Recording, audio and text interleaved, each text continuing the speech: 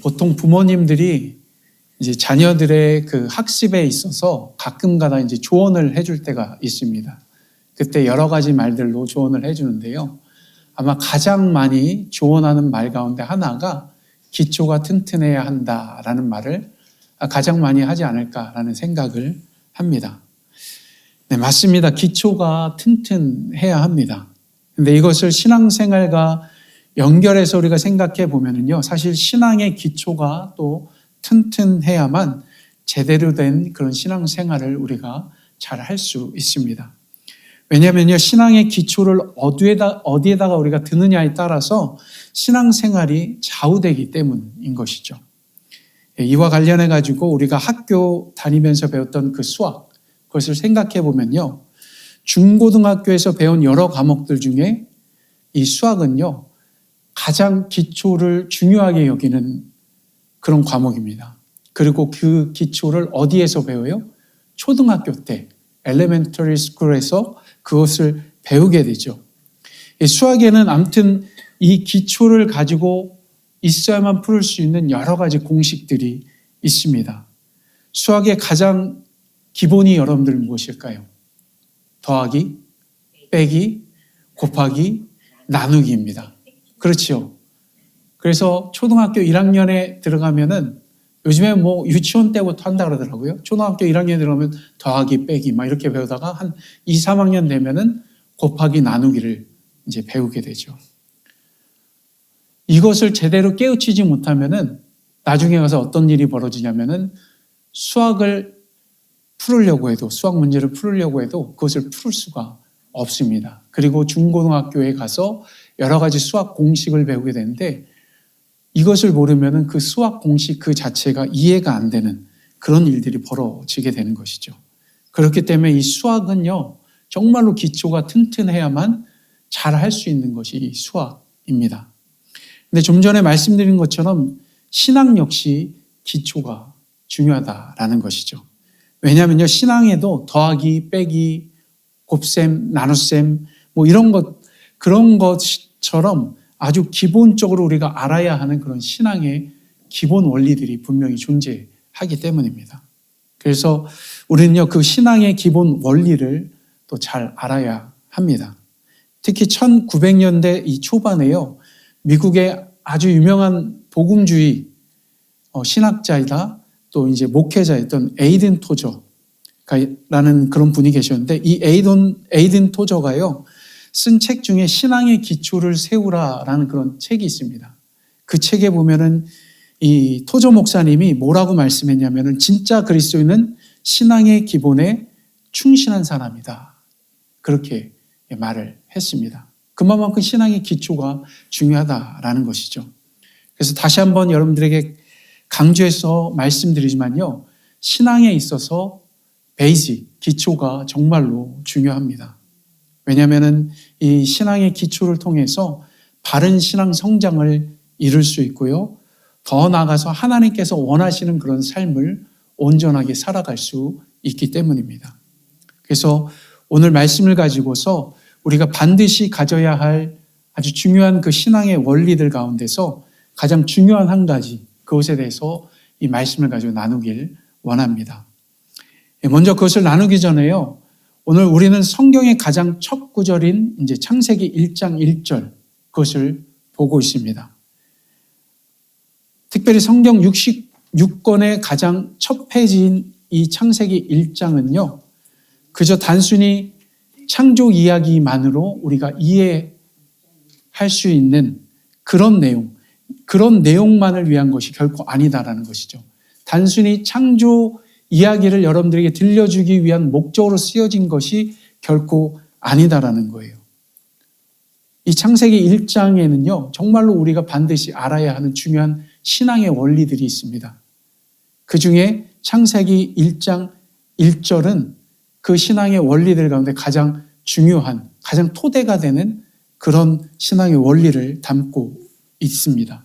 그러니까 마치 집을 지을 때 기초가 중요한 것처럼요, 오늘 본문인 창세기 1장 1절은요, 신앙이라는 그런 집을 지어 나가는 데 있어서 우리에게 너무나도 중요한 기초석이 되는 그런 말씀인 것이죠.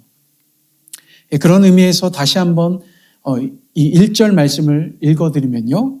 태초에 하나님이 천지를 창조하시느니라. 태초에 하나님이 천지를 창조하시느니라. 자, 앞서 말씀드렸듯이요. 이 말씀 안에는 신앙생활에 있어가지고 우리 마음에 반드시 새겨야 할 그 신앙의 기본 진리, 기본 원리가 분명히 담겨져 있습니다. 그것이 뭐냐면요. 바로 하나님께서 모든 것의 근원이다라는 것이죠. 뭐라고요? 하나님께서 모든 것의 근원이다라는 것. 그러니까 하나님께서 모든 것의 시작점이라는 것, 그것이 바로 이 창세기 1장 1절 말씀 가운데 핵심적으로 담겨져 있는 거예요. 그리고 이것을 우리는 우리의 마음에 깊이 새겨야 합니다.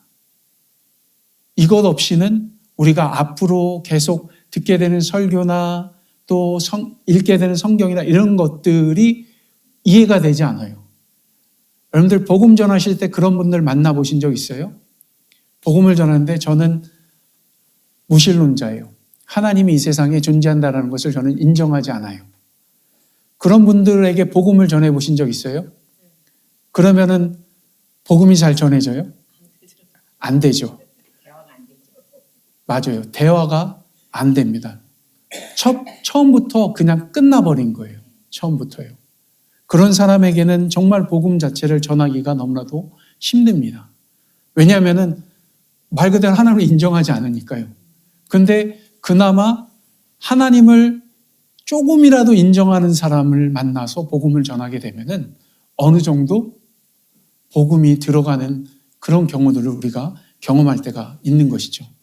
그래서 하나님을 인정한다는 것, 그 자체는 우리 신앙생활에 있어서 정말로 중요한 것입니다.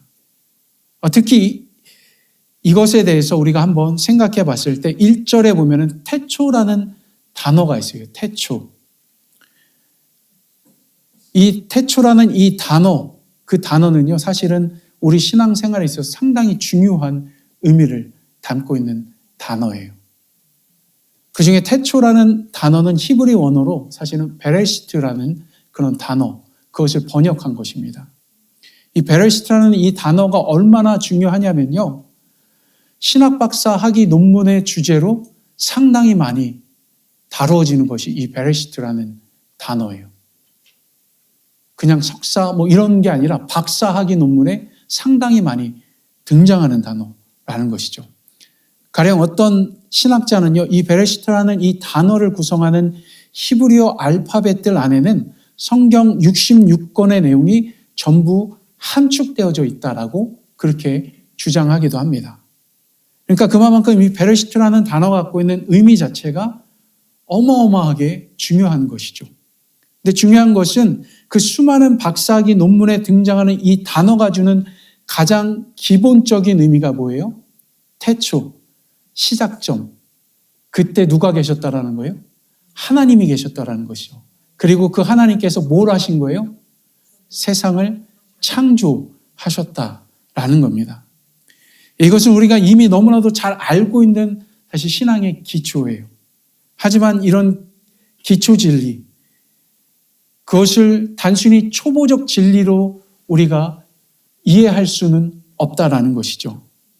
그러니까 하나님이 모든 것의 근원이라는 것은요, 우리 신앙에 있어서 더하기 빼기 곱하기 나누기와 같은 정말로 중요한 신앙의 원리라는 거예요. 이것을 빼놓고서는 여러분들 신앙을 논할 수 없는 것입니다. 왜냐하면 모든 것의 근원이라는 그 사실을 인정하지 않는 것은 아까 전에 말씀드린 것처럼 하나님 그분 자체를 인정하지 않는 것하고 같기 때문이에요. 그런 사람에게 신앙을 아무리 논해도 통하지 않는 것이죠. 그런 점에서요, 이 진리를 모르거나 망각하면은 사실 신앙이라는 것은 올바르게 자라갈 수 없는 것입니다. 또한 견고한 신앙 자체를 보장할 수 없는 거예요. 그리고 이 진리를 망각하게 되면은 신앙생활 중에 해결해야 하는 다양한 문제들, 그런 문제들을 만났을 때 큰 어려움을 겪을 수도 있습니다. 그래서 우리는 하나님이 모든 것의 근원이라는 그 사실, 그것을 항상 우리들 삶 속에서 깊이 우리 마음에 새기면서 살아가야 합니다. 그렇지만은요, 우리는 하나님께서 모든 것의 시작이며 근원이라는 이 사실, 그것을 너무나도 쉽게 잊어버리고 살 때가 많아요. 가령 우리는 우리가 가지고 있는 것들, 우리가 누리고 있는 것들에 대해서 생각할 때요, 다 내가 노력했기 때문에, 내가 땀 흘려서 그렇게 노동을 했기 때문에 그것들을 갖게 되었고 누리게 되었다라고 그렇게 생각할 때가 있는 것이죠. 물론 그만큼 땀 흘린 대가를 누리는 것에 대해서 뭐라고 말하기는 좀 그래요. 그렇지 않나요? 여러분들 열심히 일을 해서 또 그것을 통해서 벌어들인 수익을 가지고 먹고 사는 그 문제에 대해서 뭐라고 이야기할 수는 없을 것입니다. 하지만은 그것을 우리가 좀 더 깊이 생각을 해보면요, 우리들 삶 속에서 가지고 있고 누리는 것들, 그런 재료와 원료, 그런 것들 어디로부터 왔을까요? 누구로부터 온 것일까요? 그냥 원초적으로 따지면 하나님부터 온 거예요. 그리고 우리가 땀을 흘려서 노력해서 그것들을 얻었다 하지만은 나는 누구로부터 온 거예요? 땀을 흘리고 노동하는 나조차도 하나님으로부터 왔다라는 사실이죠. 정말로 우리들 삶 속에 우리가 누리는 것, 그 모든 것들은 다 하나님으로부터 온 것입니다. 특히 집에서 밭을 가꾸시는 분들, 이런 분들은 잘 아실 거예요. 여러분들 만약 해가 없다라고 한다면은, 비가 내리지 않는다라고 한다면은, 적당한 바람이 불지 않는다라고 한다면은 아무리 노력해도요, 그 밭에서 좋은 열매를 거둘 수 없는 것입니다. 그렇습니다. 해를 있게 하신 분이 하나님이시고요, 비를 내리게 하시고 바람을 불게 하시는 분이 바로 하나님인 것이죠. 바로 이처럼요, 하나님은 결코 우리들 삶 속에 그 변두리에 계신 분이 아니라는 거예요. 바로 우리 삶 중심에 우리와 함께 하시며 우리들 삶을 이끄시는 분이 바로 하나님이다라는 것이죠. 하나님은요, 분명히 우리 중심 가운데 계십니다. 그리고 우리의 삶의 근원으로서 지금도 여전히 우리들 삶 속에서 역사하고 계시다라는 것이죠. 바로 이 진리를 붙들고 우리가 살아가게 될 때 우리의 신앙생활 그 자체가 더욱더 견고해질 수 있게 되는 것이고, 하나님 앞에 우리가 감사할 때도 정확하게 우리가 하나님 앞에 감사의 고백을 또 드리며 나아가는 그런 삶을 살 수 있게 되는 것입니다. 그리고 바로 이 진리를요, 정말 우리 마음에 품고 살 때 우리 모두가 하나님 앞에서 하나님의 원하시는 뜻을 올바르게 실천하면서 또 살아가게 됩니다. 한 번은요, 미국 ABC 방송국 프로그램 중에 사회적 실험을 하는 그런 프로그램이 있었습니다. 저도 그 프로그램을 본 적이 있었는데, 그것이 뭐냐면 What Would You Do라는 그런 프로그램이에요. 한 번은요, 루지애나 한 식당에서 이제 촬영이 되었는데요. 그때 했던 이 사회적 실험 그 컨셉은요, 뭐였냐면은 한 가난한 흑인 엄마가 생일을 맞은 아들을 위해 가지고 그 아들과 딸 이렇게 셋이서 식당에서 음식을 주문하는 것이었습니다. 그리고 그렇게 음식을 주문할 때 이 엄마가 너무나도 가난한 그 컨셉으로 하니까 음식 하나만을 주문을 한 거예요. 음식 하나만을. 그러자 이제 철부지 같은 아이들이 이제 엄마 왜 음식 하나만 주문해? 내 것도 필요하고 왜 오빠 생일 맞은 오빠 것만 하나만 딱 주문해? 나도 먹고 싶어. 막 이렇게 막 투정을 부리는 그런 일이 있었던 것이죠. 그리고 그 모습을 보면서 많은 사람들이 이제 반응하는 것, 그것을 컨셉으로 해가지고 실험을 한 겁니다. 그렇게 그 컨셉으로 실험을 할 때 많은 사람들이 이 여인을 도와줬어요. 이 여인 대신에 다른 음식들을 주문해주고, 뭐 이 여인이 주문하는 음식을 대신 값을 치러주는 그런 일들이 있었던 것이죠. 그런데 어떤 사람이 이 가난한 엄마에게 도움을 주고 또 인터뷰한 한 장면이 있었는데, 그것이 저에게는 큰 감동의 그런 장면이었습니다. 왜냐하면은 이 가난한 엄마를 도와준 이 여인, 그 여인이 했던 그 말이 제 마음 가운데 엄청난 큰 감동을 주었기 때문인 것이죠. 그 여인이 한 말은 다른 것이 아니었어요. 그 가난한 엄마를 향해서 그를 도와주면서 뭐라고 이야기했냐면은 그냥 저를 위해서 기도해 주세요. 저도 당신을 위해서 기도해 줄게요. 그거였어요. 그리고 이 사회적 실험을 진행했던 그 사회자가 또 인터뷰를 하려고 이 여인에게 다가서서 이제 여러 가지 인터뷰를 했는데 이 여인이 했던 말이 뭐였냐면은 그 엄마가 힘들어하는 모습이 자신이 봤을 때는 너무나도 이 여인이 힘들어 보였다라는 것이죠. 그리고 자신도 너무나도 힘들었다. 이렇게 이야기를 했습니다. 그러면서 그 이유에 대해서 하나님께서 우리 모두를 다 만들었는데 어떻게 만들었냐면은 우리 모두를 마음과 마음으로 이어지게끔 그렇게 만들었습니다. 저는 그것을 믿습니다. 라고 그래서 저는 그 여인을 도와준 것입니다. 그렇게 대답을 했다라는 것이죠. 그래서 마지막으로 이 여인이 했던 것이 뭐냐면은 그래서 저는 이웃을 사랑하는 그런 삶을 살기를 원하고 그렇게 살고 싶습니다. 그렇게 말했다라는 것이죠. 저는 이 인터뷰를 보면서 다른 사람들은 그냥 지나가고 할 수 있는 인터뷰였지만은 그때 정말로 펑펑 울었어요. 제 마음에 아주 큰 감동이 와서요. 사실 이 영상을 볼 때쯤에 그때 어떤 일들이 사회적 이슈로 많이 등장을 했었냐면은 인종차별 그리고 징후범죄 같은 그런 내용들에 관한 그런 뉴스들이 사실 많이 있었어요. 그래서 제가 종종 그렇게 일어나는 인종차별과 징후범죄에 대해서 깊이 생각하고 있었던 그런 때였었는데 그때 그런 생각을 했었어요. 도대체 왜 그러한 안 좋은 일들이 일어날까? 우리들 삶 속에서 그런 일들이 왜 일어날까? 그렇다고 한다면은 그런 일들이 일어나지 않게 하는 해결책이 있다라고 한다면은 무엇이 있을까? 뭐 그런 것을 좀 생각을 했던 것이죠. 근데 바로 이 영상에서 특히 마지막에 이 가난한 엄마를 도와준 그 여성이 했던 그 인터뷰 내용, 그것 안에 사실 우리들 삶 속에 일어나는 여러 가지 징후범죄와 그런 인종차별 또 그 외에 다른 많은 일들 그런 것들을 해결할 수 있는 지혜가 있다라는 것을 발견했다라는 것이죠. 그러니까 그것이 뭐냐면은 사실 오늘 말씀에서 나누는 것, 기초. 그러니까 우리들 삶의 모든 근원이 되신 그 하나님께 돌아가는 것, 그 하나님을 우리의 마음에 두고 살아가는 것, 그것이 근본적인 사실 해결책이다라는 것이죠.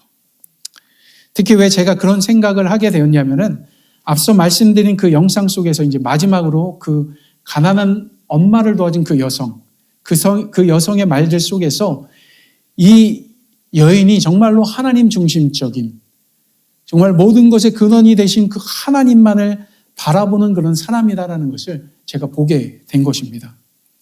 특히 그 중에 이제 감사해야 하는 그 가난한 엄마를 향해서 그냥 저를 위해서 기도해 주세요. 저도 당신을 위해서 기도하겠습니다. 라는 그 말 중심에 하나님이 계셨고요. 그리고 하나님이 모든 사람을 만드셨는데 우리 모두를 마음과 마음으로 이어지게 만드셨습니다. 그 고백에도 하나님이 계셨다라는 것이죠. 그리고 이웃을 내 몸과 같이 사랑하라. 그렇게 자기도 살고 싶습니다. 라는 그 고백 안에도 결국은 누가 계신 것입니까? 하나님이 계셨다라는 것이죠. 한마디로 이 여인은요, 그저 단순한 동정이나 어떤 불쌍히 여기는 그런 마음으로 그 가난한 엄마를 도와주었던 것이 아닙니다. 정말 하나님이 주신 그 마음으로 그 여인을 도와주었던 것이죠. 특히 그 중에 하나님이 모든 것을 만드셨고 또한 우리 모두를 마음과 마음으로 이어지게 만드셨다라는 것. 그것은요, 결국 그렇게 선행을 베푼 이 여인이 가진 하나님을 향한 신앙 고백하고도 같다라는 것이죠. 그리고 그것을 기초로 살아가는 삶의 모습이 바로 그 영상 속에 담겨져 있었던 겁니다. 그렇습니다. 모든 것의 근원 되시는 그 하나님을 바라보고 또 그런 마음으로 우리가 세상을 바라보면요, 바로 인간이 정해놓은 어떤 룰들, 때로는 인간 사회 속에서 일어나는 좋지 않은 그런 일들, 앞서 말씀드린 것처럼 인종차별과 같은 그런 일들, 흔히 흑인, 백인, 황색인 그런 것들을 나누는 그런 카테고리, 그런 것들은 자연스럽게 사라지게 된다라는 것이죠. 그러면서 이 여인이 말한 것처럼 이웃을 사랑하라는 것, 그것이 우리들 삶 속에서 억지로 되는 것이 아니라 어떻게 되는 거예요? 아주 자연스럽게 이루어지는 그런 결과로 나타날 수 있게 된다라는 것이죠. 하지만 우리 주변에 일어나는 그런 좋지 않은 그런 일들을 사실 자세히 들여다보면은 결국 그 안에는요, 모든 것의 근원 되신 그 하나님을 망각한 채 살아가는 그런 사람들의 모습들, 그런 모습들이 담겨져 있는 것이죠. 그렇다고 하면 그 모습이 여러분들 무엇일까요? 하나님이 모든 것의 근원이라는 그 사실을 망각한 채 살아가고 있는 그 사람들의 모습 안에는 지난주에 나누었던 것처럼 자기 안에 자기로 가득한, 내 안에 나로 가득한 그런 교만한 모습, 그런 마음이 가득한 것이죠. 그렇기 때문에 타인을 향해서 좋지 않은 행동을 하고 좋지 않은 모습과 마음을 갖고 살아가는 그런 일들이 벌어지는 것입니다. 그래서 말씀드리지만요, 바로 그러한 일들이 우리들 삶 속에 일어나지 않게 하기 위해서 우리에게 필요한 것, 그것은요, 기초로 돌아가는 것입니다. 가장 기본으로 돌아가는 것이죠. 그 기본은 누구라고요? 하나님.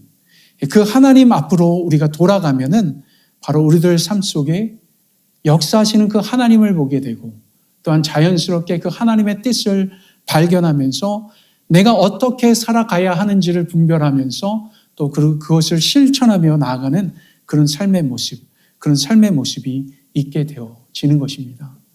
저와 여러분 모두가 정말로 그 가난한 그 여인을 도와줬던 그 여인처럼 그렇게 살아갈 수 있는 저와 여러분들이 되었으면 합니다. 그것을 위해서 무엇이 필요하다고요? 한 번 더 강조하지만은 하나님이 우리들 가운데 필요합니다. 모든 것을 만드시고 모든 것 가운데 함께 하시는 그 하나님, 태초부터 지금까지 우리와 함께 하시는 그 하나님이 우리들 가운데 필요한 것입니다.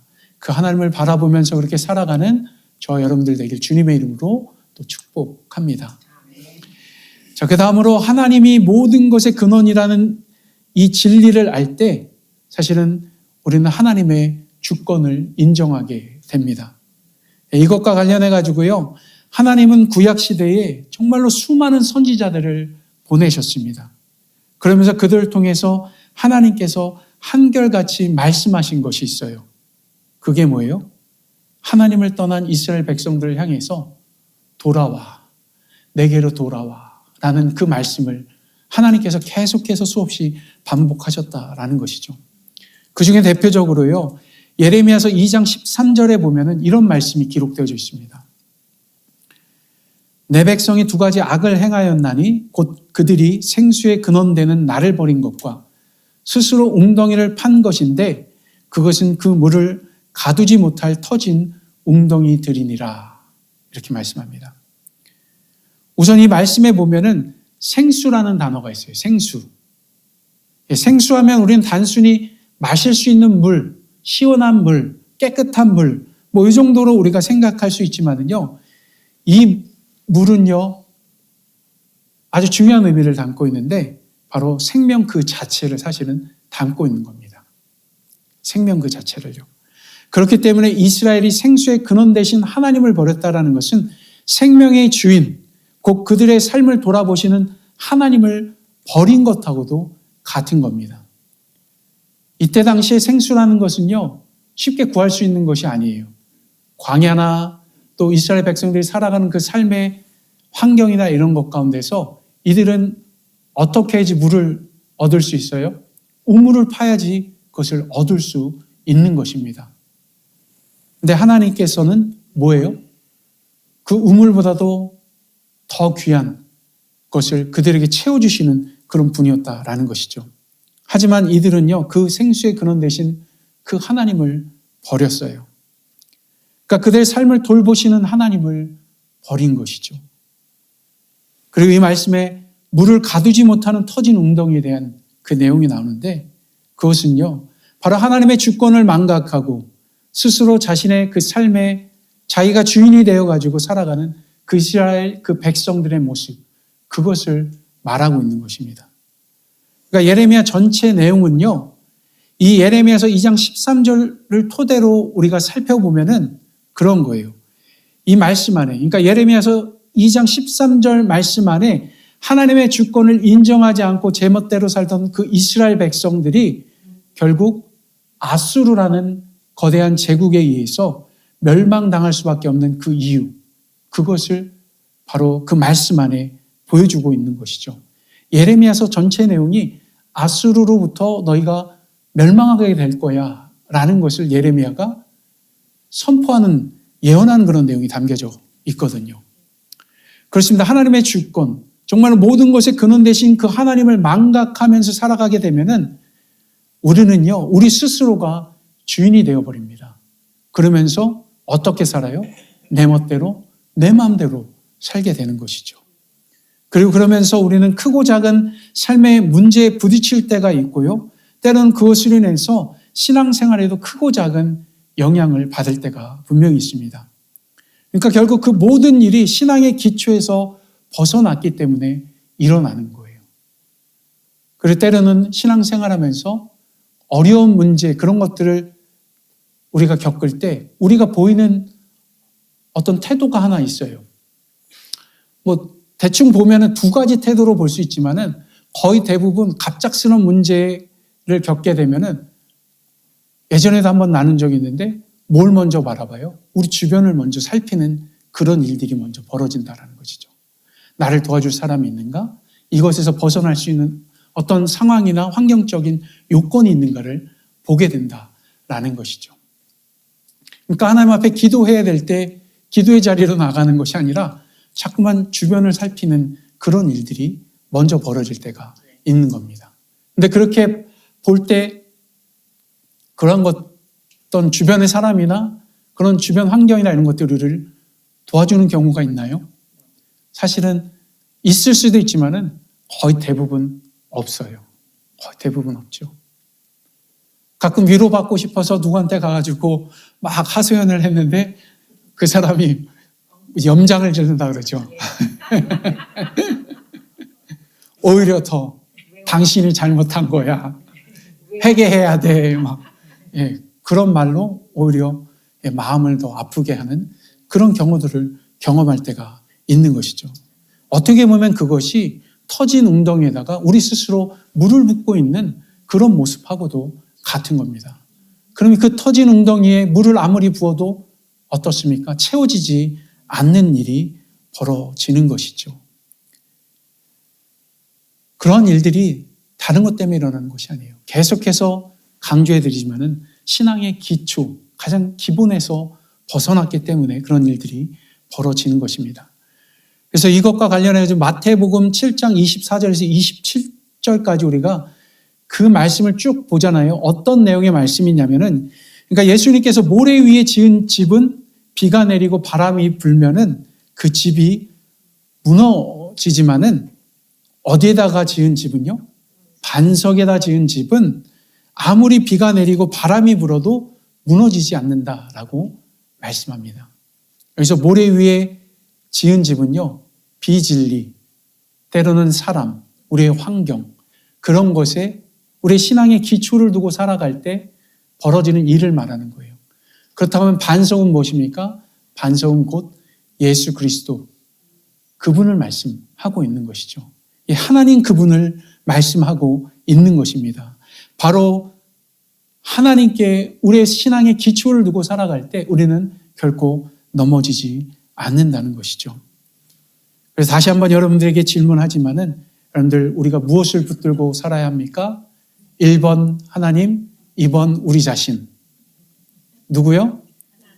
하나님. 자신이 없으신 것 같아요. 다시 1번 하나님, 2번 우리 자신.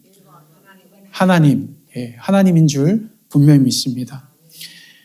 당연히 우리가 붙들고 살아야 할 분은요, 오직 하나님 한 분밖에 없습니다. 그리고 그 하나님을 붙들고 살아갈 때 나라는 그 터진 웅덩이, 비록 나라는 터진 웅덩이가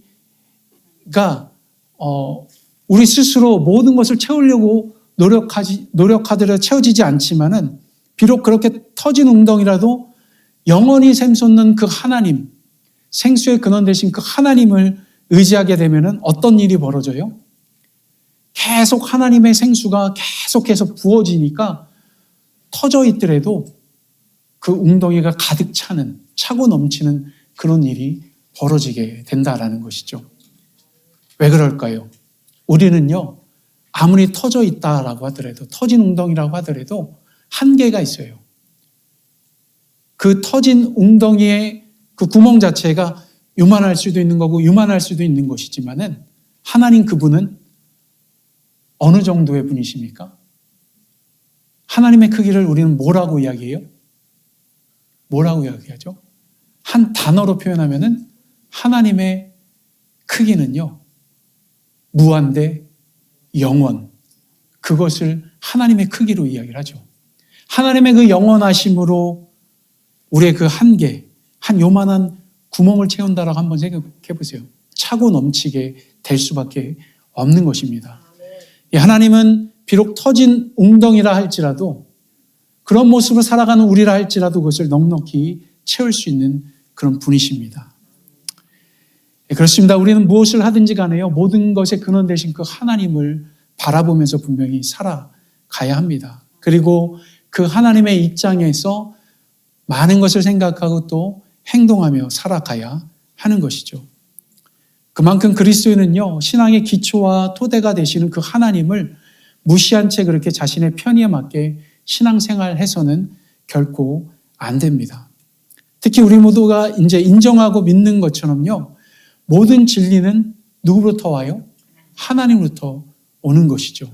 하나님 그분 자체가 진리이기 때문입니다. 특히 그 중에 하나님이 모든 것의 근원이라는 것은요, 우리 가슴 속 깊이 새겨야 할 가장 중요한 진리이고 가장 기본적인 그 진리입니다. 근데 여러분 한번 생각해 보세요. 진리에 대해서 그 뜻을 다들 아시겠지만은 진리의 그 속성이 여러분들 무엇이죠? 진리의 속성. 진리의 속성은요, 변하지 않는 거예요. 변하지 않는 것. 만약 진리가 변한다면은 더 이상 진리가 아닌 것이죠. 예, 더 이상 진리가 아닌 거예요. 요즘 이단들이 많잖아요. 통일교, 신천지 대표적으로 이야기를 하면요. 그들도 진리에 대해서 이야기를 했어요. 그러면서 뭐라고 이야기했냐면은 그들이 말한 진리는 쉽게 얘기하면 내가 진리라는 거예요. 교주 자체가 진리라는 것이죠. 근데 어때요? 통일교 같은 경우는 교주가 죽었어요. 네. 죽으면서 그 진리가 다른 진리로 바뀌어졌어요. 또 다른 사람이 교주가 되면서 그 사람에 맞게끔 그 진리가 변형되었다라는 것이죠. 그렇다면 그것이 진리일까요? 진리가 결코 아닌 것입니다. 그냥 그들은 그것을 진리라고 말하지만은 그것은 진리가 아니다라는 것이죠. 진리는요, 변하지 않습니다. 그런 면에서 하나님 그분도 변하지 않으시는 그런 분이십니다. 하나님은 진리로 우리들 가운데 항상 함께 하시면서 우리 삶 중심에서 우리를 그렇게 이끌고 계시는 그런 분이십니다. 그 진리는 또한 우리 삶의 중심이기도 하지만 우리가 걸어가는 그 삶의 가장 중요한 기준이 되기도 하는 것입니다. 내가 기준으로 되어서 살아가는 그 신앙이 아니라 하나님을 기준으로 삼고 살아가는 그 신앙 그 자체가 우리들 삶 속에 뿌리 내릴 때 우리들 안에 있는 교만도 사라지게 되는 것입니다. 그렇습니다. 우리는 분명 오직 하나님만을 우리 삶의 완전한 기초로 그렇게 삼고 살아가야 합니다. 더 이상 거짓 진리를 스스로 만들어내서 그것을 진짜 진리로 착각하면서 하는 것이 아니라 진정한 진리 그분 한 분만을 믿고 의지하면서 나아가는 그런 삶을 살아가야 합니다. 그렇게 하기 위해서 신앙의 기초가 튼튼해야 합니다. 나라에 대해서 걱정할 때 우리가 기초가 튼튼해야 나라가 튼튼하다. 그런 말도 하고 공부하는 자녀를 향해서 기초가 튼튼해야 어려운 문제도 나중에 척척 풀어낼 수 있다. 그런 말도 합니다. 하지만 여러분들 그뿐이겠습니까? 건강한 그리고 성숙한 신앙을 세워나가는 데 있어서도 기초가 정말로 중요합니다. 기초가 튼튼해야 하는 것이죠. 근데 중요한 것은요, 건강하고 성숙한 신앙을 세워나가는 기초는 하나님 그분 한 분밖에 없다라는 것. 정말 이 세상을 만드시고 우리를 이 땅에 보내신 그 하나님을 믿고 의지하면서 나아가는 그런 삶을 우리가 살아가야 한다라는 것이죠. 그렇게 살아갈 때 예수 그리스도께서 우리들 가운데 베풀어 주신 그 구원의 은혜가 정말 우리들 삶 속에서 피부로 와닿는 그런 은혜가 될 수 있는 것이고요. 그리고 하나님께서 우리들 삶 속에 역사하시고 함께 하시는, 이끄시는 그 놀라운 은혜와 그 사랑을 경험하며 우리가 살아갈 수 있게 되는 것입니다. 그리고 그러한 기초, 하나님 그분 안에 우리가 살아갈 때에 이 교회는 어떻게 될까요? 이 교회는 자연스럽게 건강한 교회가 되는 것입니다. 우리 교회가 그러한 교회가 되었으면 합니다.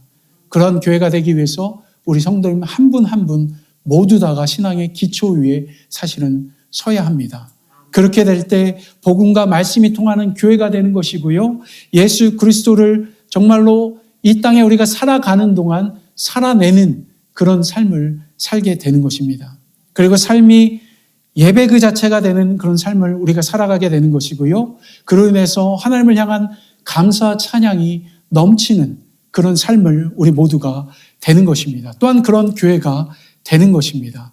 그뿐만 아니라 우리를 통치하시고 역사하시는 그 하나님을 위해서 이 땅에서 우리가 살아가면서 하나님의 나라를 확장해 나아가는 그런 일도 우리가 살아가게 되는 것입니다. 저희 여러분들이 그러한 삶을 살았으면 합니다. 이 모진 세상 가운데서 정말 하나님과 함께 살아가면서 항상 승리하면서 그런 복된 삶을 살아내는 저 여러분들 되었으면 합니다. 그렇게 살아가실 줄 믿고 주님의 이름으로 또 축복합니다.